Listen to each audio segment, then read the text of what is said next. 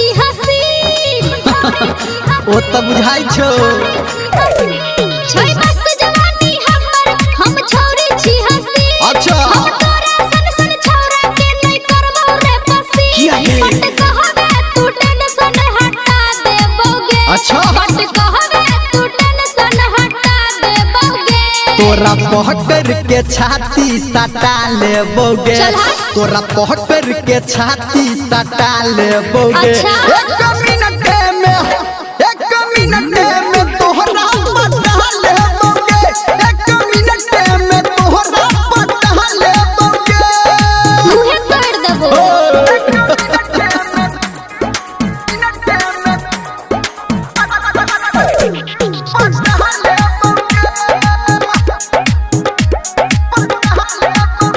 अभी आप सुन रहे हैं धर्मेंद्र निर्मलिया को।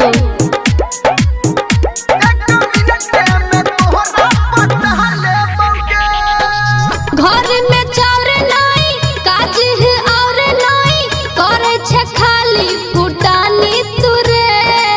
करे छे खाली फुटानी तुरे हां हां घर में चार नाई काज है और नाई करे छे खाली फुटानी तुरे किया तू बात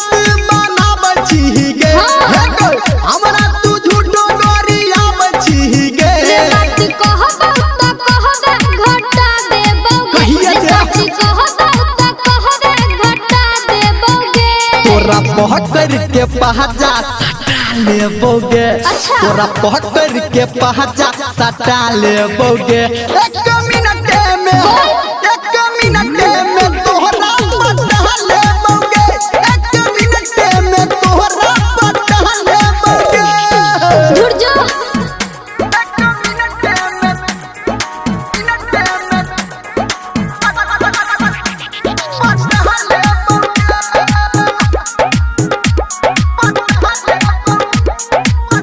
अभी आप सुन रहे हैं सावरिया म्यूजिक।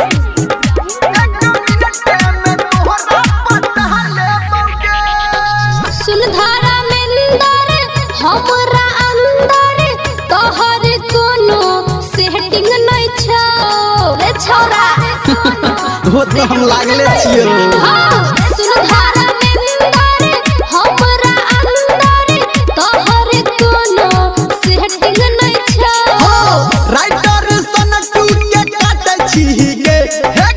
संजय गौतम के डांट छी गे रे तू आरती से कहबे हटा देबोगे नहीं गे। रे तू आरती से कहबे हटा देबोगे ये तोरा पहकर के पहजा सटा लेबोगे तोरा पहकर के पहजा सटा लेबोगे एक मिनट में तोहरा पटा लेबोगे एक मिनट में तोहरा पटा लेबोगे